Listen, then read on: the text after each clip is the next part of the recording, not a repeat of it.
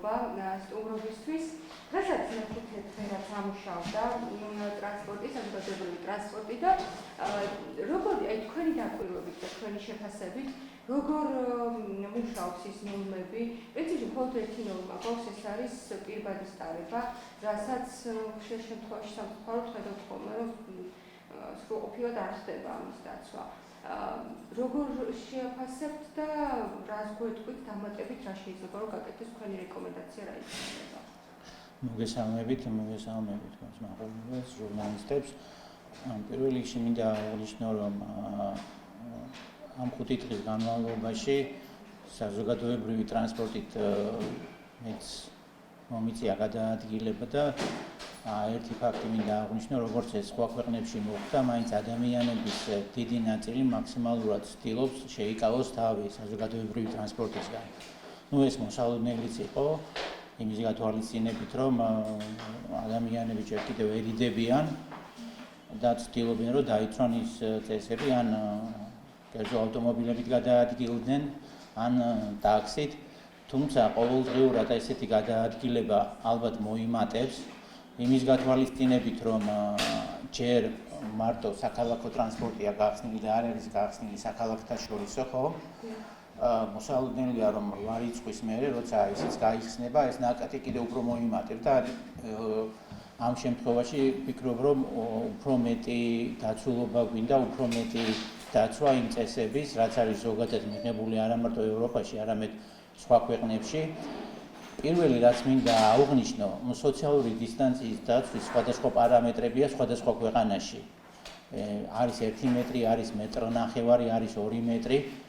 თუმცა საზოგადოებრივ ტრანსპორტში ყველა ქვეყანაში და მე მაქვს კონტაქტი კოლეგებთან სხვადასხვა ქვეყანაში უკვე ჩათვალეს, რომ აი ესეთი რასაც ქვია 2 მეტრიანი დისტანციის დაცვა შეუძლებელია და ძირითადი აქცენტი არის ორ რაღაცაზე პირბადეების ტარება და საზოგადოებრივი ტრანსპორტი იქნება თუ სხვა ტრანსპორტი, სადაც ესეთი შეკრების ადგილია, ესეთი სანიტაიზერები უნდა იყოს დამონტაჟებული და ჩემი თხოვნა იქნება ყველა საქალაქო სატრანსპორტო სამსახურის მიმართ, იგივე საქალაქოთა შორისო ტრანსპორტის მიმართ, რომ აი ესეთი ჩვეულებრივი სანიტაიზერები რო დამონტაჟდეს, რომელიც არის უკვე საქართველოში, რადგანაც ეს ერთ-ერთი დამატებითი ინსტრუმენტია, რომ ადამიანებმა უბრალოდ გაიწმინდონ ხელი ამით და თუ დაუშვათ შეხება ქონდათ რაიმე ზედაპირთან, რომელიც პოტენციურად შეიძლება იყოს დამაბინძურებელი, ხო? მაშინ ბუნებრივია აი ესეთი სანიტაიზერების მეშვეობით ეს რისკი შემცირდება. ამიტომ რაც მნიშვნელოვანია ალბათ უნდა მოხდეს და ყველა ტიპის ტრანსპორტში, რომ აი ესეთი სანიტაიზერები ან დამონტაჟდეს, ან დარიგდეს ავტობუსებში თავისუფლად შეიძლება ამ სანიტაიზერების დამონტაჟება. ეს არის ძალიან მნიშვნელოვანი, რაც გაკეთდა სხვაგან. იმიტომ რომ დისტანციის დაცვა უკვე მატებასთან ერთად მოქალაქეების გადაადგილების, ხომ, თითქმის შეუძლებელი ხდება და ყველაზე მნიშვნელოვანი აგრეთვე ის არის, რომ ამ ორ ელემენტთან ერთად არ უნდა მოხდეს საზოგადოებრივი ტრანსპორტის გადათვლითვა, რასაც ქვია, რასაც ადგილი ჰქონდა კოვიდამდე, ხომ? ჯერ ამას ვერ ხედავთ, რაც კარგია, მაგალითად ავტობუსში, სამარშრუტო ტაქსებში, მე როგორც აღნიშნე, თვითონ ადამიანების რაოდენობაც მცირეა, მაგრამ ამას არ ვხედავთ და ზოგადად ამის დაცვა ხდება, რაც კარგია. იმის გათვალისწინებით, რომ ესეთ შემთხვევაში უფრო დიდი რისკია ამ ყველა სხვა პირობის დაცვის, ხომ? აგრეთვე რაც ვნახე, არ ხდება კონდიციონერების გამოყენება, რაც კარგია, იმიტომ რომ თუ ერთი ადამიანია დაინფიცირებული, შეიძლება ესე ჩაკეტილ სივრცეში სადაც კონდიციონერია, ადვილად გავცელდეს იმის გათვალისწინებით, რომ სიცხეა ცოტა დისკომფორტია, მაგრამ თუ არის ფანჯრები ღია და უფრო განიავება, უფრო კარგად ხდება. ეს მნიშვნელოვანია აგრეთვე მინდა მეტროსთან დაკავშირებით აღვნიშნო, რომ სტიკერები ზოგადად არის, სადაც პირბადეზეა საუბარი, მაგრამ კარგია, რომ ავტობუსებში, მეტროში იგივე 8 რიცხვიდან როცა იხსნება საქალაქთაშორისო ტრანსპორტი და ალბათ მე რა ქვია მატარებელი გაიხსნება, მე ვფიქრობ რომ მატარებლის გახსნა და კონტროლი ვირუსის გავრცელების კუთხით უფრო მარტივია. უბრალოდ აი ესეთი აღნიშნულები უნდა იყოს სკამებზეც, ფანჯრებზეც, აი სად შეიძლება ადამიანი დაჭდეს. იგივე თქვენ ხედავთ აი ეს ქვემოთ, ხო, მითითებულია. ჩვენ ესეთი საინფორმაციო კამპანია მაინც უნდა გავაკეთოთ, იმიტომ რომ რაც უფრო მეტი ადამიანი დაიცავს, ესე იგი რისკი უფრო დაბალია, ხო?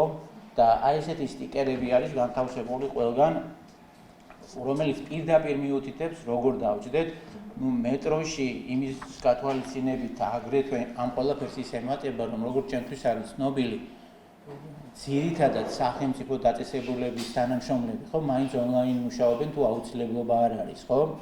სხვა კომპანიებიც და ეს ძალიან კარგი შეღავათია იმისთვის, რომ პიკის საათებში, პრობლემა გვაქვს ჩვენ პიკის საათებში, რომ პიკის საათებში მოხდეს სწორად მენეჯმენტი. სხვა შემთხვევაში ხაც 2-ზე, 3-ზე, 4-ზე არ არის გადატვირთვა, თან სკოლები არ მუშაობს, ფაქტიურად დახურულია, მაგრამ თუ ესეთი პიკის საათი იქნა და ალბათ ეს ავარაუდოდ უფრო რიცხვის მერე იქნება, იმიტომ რომ ყველა ტიპის ტრანსპორტი უკვე ამოქმედება, საქალაქთაშორისო ამოქმედება, ესე იგი ნაკადიც მოიმატებს, ბუნებრივია. და ამის დაცვა აუცილებლად უნდა მოხდეს, რომ აი ესეთი აღნიშნები უნდა გაკეთდეს და კიდე თავისთავად გვიცხობს უკვე დისტანცირებას. კი, რომ ამის აი ესეთი აღნიშნო თვითონ სკამებზე. კიდევ მნიშვნელოვანია, რომ პერიოდულად საქალაქთაშორისო ტრანსპორტში, ხო, მოხდეს აი ესეთი შემოწმება, რომელსაც რამდენიმე წამი სჭირდება.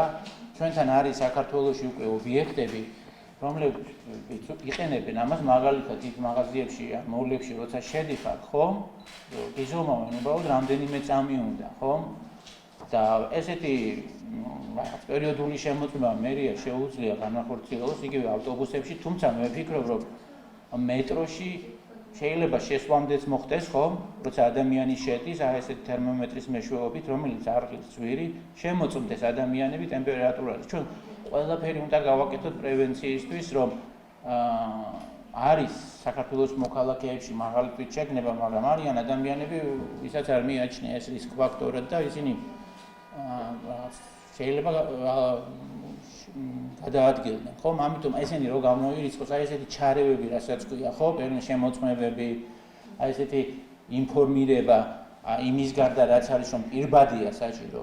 პირბადი საჭიროება უკვე ყველა ქვეყანამ აღიარა, იცით რომ 2 თვის წინ ბევრი ის იყო, რომ ჯანდაცვის სოფლიო საერთაშორისო ორგანიზაციაც არ ითხოვდა აუცილებლად, თუმცა უკვე ყველა ითხოვს, ყველა ქვეყანა არ აქვს მნიშვნელობა, ზოგ ქვეყანაში აღმოსავლეთ ევროპის ქვეყნებში სავალდებულოა და ჯარიმაც არის, რომ თუ არ ატარებ ამ პირბადეს და ესეთი სტიკერები, რაც არის ავტობუსებშიც, ხო? აი სკამებზეც უნდა იყოს ეს. იმიტომ მოქალაქეებს უნდა კონდეთ მაქსიმალურად ინფორმაცია, ესე იგი მიმართულად როგორ და როგორ უნდა მოიქცნენ. და რაც შეეხება საქალაქთაშორისო გადაადგილებას, რომელიც ერთ-ერთი დამატებითი იქნება, ну იცით რომ ჩვენი რკინიგზა ზოგადად არის სახელმწიფო ბიუჯეტიდან იღებს დაფინანსებას, ხომ? იქ აუცილებლად უნდა იყოს დაცული დისტანცია უფრო მეტად შეიძლება იქ დავიცვათ სიტყვაზე არ შეიძლება ბილეთები გვერდ-გვერდ გაიყიდოს, ხო? ონლაინ გაიყიდოს ბილეთები საქალაქთაშორისო გადაადგილებაზე და ეს ყველა ტიპის ტრანსპორტს უნდა შეეხოს უნდა ავტობუსებსაც, სამარშრუტო ტაქსებსაც, რკინიგზასაც და აი ესეთი აღნიშნების მეშვეობით, აი ესეთი თერმომეტრების მეშვეობით უნდა მოხდეს კონტროლი აუცილებლად. ეს არის მნიშვნელოვანი, რომ ჩვენ ეხლა ვართ იმ ეტაპზე, როცა ეპიდემიის ფაქტობრივად მესამე ეტაპია გავრცელება შეჩერდა. უკვე გამოვლენილი იქნა ეს, რა ქვია, შემთხვევა, როცა იმპორტი ხდებოდა, ხო?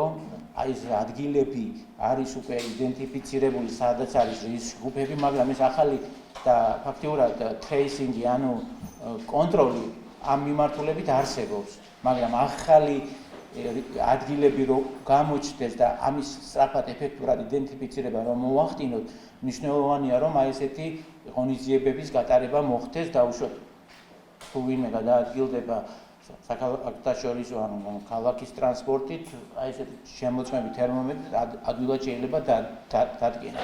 ბატონ გელა, აი სამარშრუტო ტაქსებზეც მინდა ვკითხო, გითხრათ აი მიკროავტობუსებზე, ვიცით რომ რეგულაციით არ უნდა იდგეს მგზავრი ფეხზე. გუშინ სოციოლოგიურად ბევრი ფოტო ვრცელდებოდა მგზავრების გადაღებული, როგორ განან ფეხზე გვერდ მიკროავტობუსებში მეც დილით რამდენიმე მანქანაში დავიმართე რომ აშკარად ეს ნორმა ირღვევა, ეს წესი ირღვევა. აი ამ შემთხვევაში ხა მარტო მოქალაქის პასუხისმგებლობა უკვე აღარ არის ხოლმე ეს. აქ რას ხედავთ გამოსავალად, იმიტომ ფაქტია რომ არ მუშაობს ის რეგულაცია. აქ არის ორი ტიპის ორი რაღაცა უნდა გავაკეთოთ და აუცილებლად უნდა არსებობდეს ხელი ხაზი და დაუშვათ ვინმე თუ არ ღვევს, ხო?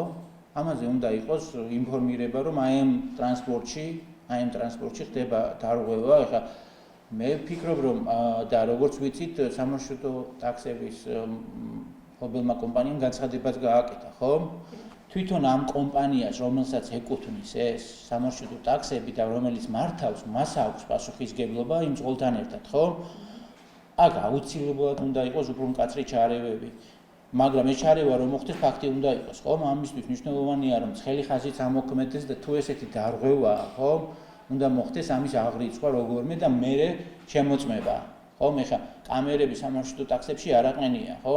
ავტობუსებში არის და ადვილია ამის შემოწმება, ხომ? დაუშვათ იქ თუ დარღვევა ხდება სხვადასხვა ტიპის ზოგადად ყოველთვის ესე ხდებოდა რაღაც სხვა დარღვევების და სამარშრუტო ტაქსებზე უფრო მეტი კონტროლი პირველ რიგში თვითონ კომპანიას უნდა ქონდეს ვალდებულება და ამ მიმართულებით ალბათ თუ ესეთი დარღვევები გაგრძელდა, ხო? მაშინ რაღაც ჯარიმა იქნება, სანქცია იქნება, აუცილებლად უნდა ამოქმედდეს ცხელი ხაზიც.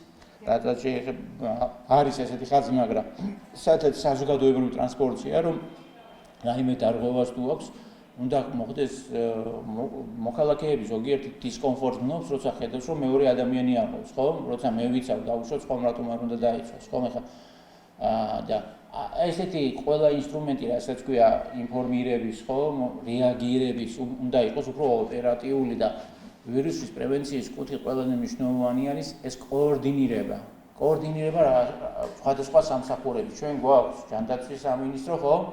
გვაქვს ქალაქის ხელმძღვანელობა, გვაქვს სხვადასხვა სამინისტროები, ხო? ამ მიმართულებით ალბათ მნიშვნელოვანია 5 დღე რო გავიდა რაღაც ერთი კვირის თავზე მოხდეს შეფასება.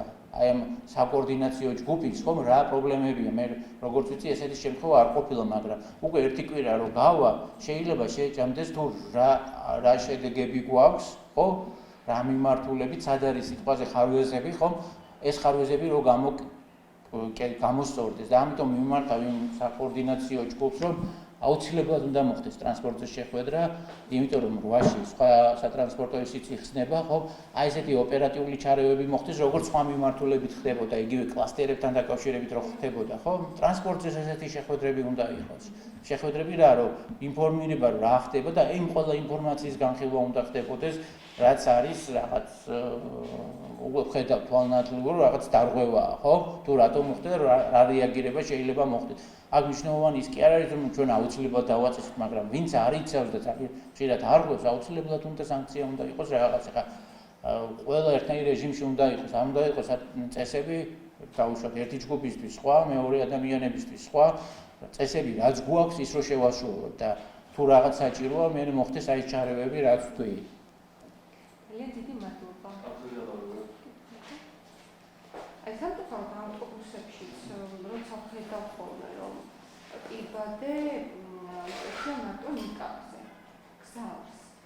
ის კონტროლერიც რომელიც არის ავტობუსში არ აძლევს შენიშვნას და ხშირ შემთხვევაში თვითონაც ისე უკეთია წესების დარღვევით და რაღაცა უკაი ავტობუსებში მე ვნახე რამდენიმე და ამ შემთხვევაში ის პირბადის ისიც ალბათ უნდა იყოს, როგორ უნდა ეკეთოს მაგის ისიც, ხო? სტიკერი ან რაღაც ინფორმირება და აქ რა არის? ჩვენ როცა საუბრობთ საზოგადოებრივ ტრანსპორტზე, ესე იგი რა არის? სამი რაღაცა ადამიანები, ვინც ასეთ მომსახურებას ეწევიან, დასაქმებულები არიან, ისინი უნდა იყვნენ პირველ რიგში ინფრასტრუქტურა, ხო? ინფრასტრუქტურა უნდა იყოს მაქსიმალურად სუფთა და მისი გაწმენდა, რაც ქვია, საშუალებებით უნდა მოხდეს ხშირად და მესამე რასაც ქვია მოქალაქეები, ვინც გადაადგილდებიან და აი ამ ჯგუფს, ვინც ესეთ მომსახურეობას ეწევა, აუცილებლად უნდა ჩაუტარდეს ესეთი ტრენინგი, რომ ამას ყურადღება მიაქციონ. ეხლა შეიძლება ადამიანს უთხრა, რომ გაისწოროს, ხო, მაგრამ არ არის აუცილებელი კონფლიქტი იყოს,